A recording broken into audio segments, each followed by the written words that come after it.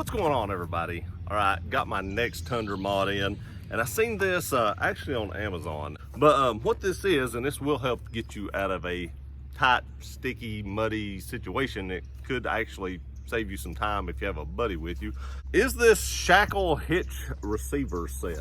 And I thought this was pretty cool, and I ordered this for the truck, and now I got to thinking, I don't use the truck for off-roading as much as I do the Jeep, so I may actually wind up putting this on the Jeep. I don't know. But we're gonna show you what it looks like on the Tundra today. So let me show you what's in the box. Okay, so what you get in the box is this shackle receiver set, and this thing is like solid steel. You should be able to like put 35,000 pounds of pressure on this, and it withstand it. Now you can put it in, you know, like this or like this, depending on if you want it vertically or horizontally. I guess it would depend on the angles you're pulling at, depends on which way you'd want this put. It does also come with a pin and a little spring clip to put through the pin. Now, I do want to say I wouldn't use that. I would use something more like this that's locking. So you can get these in different color. I got this in white just in case I wanted to like paint it a different color or something. I thought that would be a good base coat for painting it, which I will paint it. Whether I keep it on this or whether I put it on the Jeep, either one, I will paint this D-ring. But it does come with the D-ring. It does come with like a vibration shackle here, and it does have the spacers in between the D-ring. So let me get the camera set up and show you how to install this thing. Okay, now if you're like me and you have this little plug here, you gotta take it out, and that was a lot easier to take out than what I wished it was. Now this is a 2-inch receiver hitch, so it should just slide right in. That does. And what you can do is actually just put this pin through and then put your clip on right here. Now what I don't like about that is it can just be easily removed. So what I would use is this right here, and there is a little bit of play in this that may make some noise, and that would be annoying, but I would actually use this locking one right here. Is how I would use it. If I can get it back out like that right there, and right there it is. Now if this thing made a lot of noise, you know, I may not leave it in there.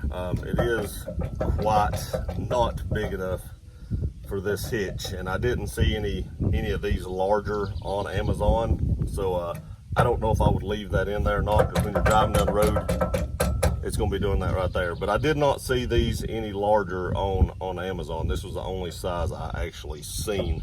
So maybe this is just something I would use in a pinch if I was actually stuck in the woods or stuck in a mud hole or something like that, fixing to fall off a cliff. I guess if you was, you know, hanging off a cliff, this might actually save your life. Who knows? I don't know if you'd actually have time to, or would want to move enough to actually set this thing up.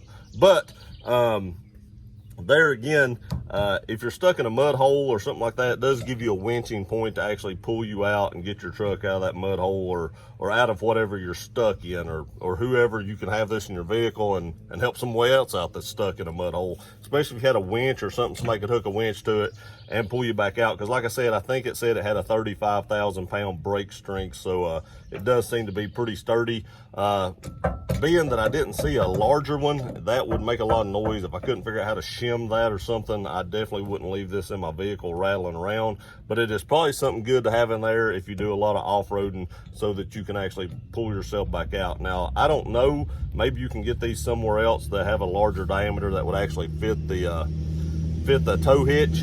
But like I said, on Amazon, I didn't see it, so this is the only one I saw on there. But in a pinch, you could keep this in your under-seat storage box, and in a pinch you could throw this in here and winch yourself out from behind and give you somewhere good to tow from. I mean, I guess you might be able to use these safety blocks too in a real pinch, but I really think this would be a better optimal situation, because you can actually turn it sideways and get different angles that you need to pull from. Or you know, if you're down, want to pull up, I mean, you have a lot of different angles you could hook this to, whereas if you hooked right here, you could damage your bumper or something like that.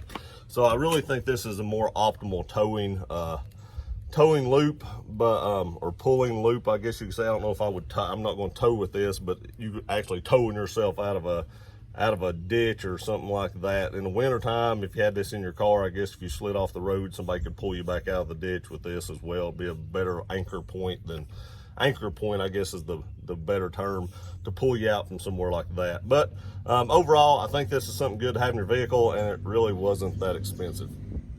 Okay, quick update. So I did decide to put this on the Jeep because I do have shackles on the front of the Jeep, and I take the Jeep off-roading way more than I do the truck. But I do want to show you how I fixed this issue, because it was the same way with the Jeep. I have a gap here and here, but I found this piece of hose inside. I have no clue what it come off of. It was in a box, so I'm sure I took this off of something.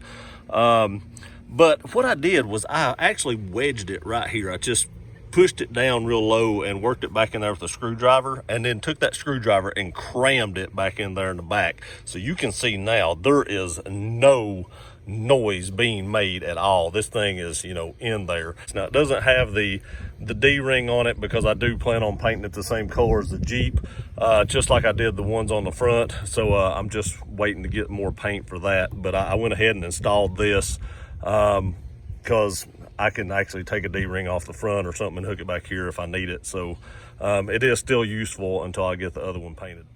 So there it is. I did decide to ultimately put it on the Jeep, and that's actually how I fixed my vibration issue or noise issue that I was having. So I hope this little piece of rubber right here, if y'all decide to buy this or something, that you all have one of these so you can, or a piece of wood would work the same way. I just thought this was less conspicuous and just seemed to work and add you know, padded pressure.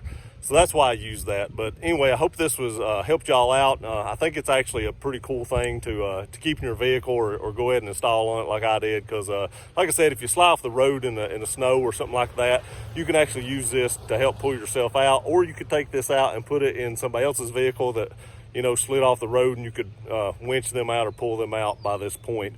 And I just think that's pretty handy to have. I appreciate y'all watching this video. Please like, share, and subscribe. We'll see you next time.